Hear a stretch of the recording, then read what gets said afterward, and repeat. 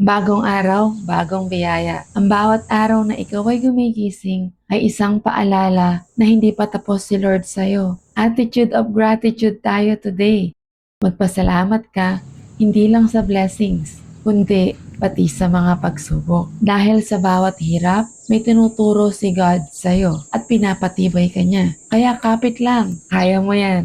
Buhay ka at may bagong chance ulit. Isang malaking biyaya ang mabuhay. Sabi nga sa Psalms chapter 118 verse 24, "This is the day which the Lord had made. We will rejoice and be glad in it." Sa bawat araw na tayo ay gumigising, ugaliin natin magpasalamat kay Lord sa panibagong pagkakataon para mabuhay, magmahal, matuto, at maging blessing sa mga tao sa paligid natin.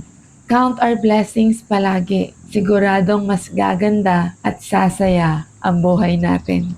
Heart, follow and share for more messages like this.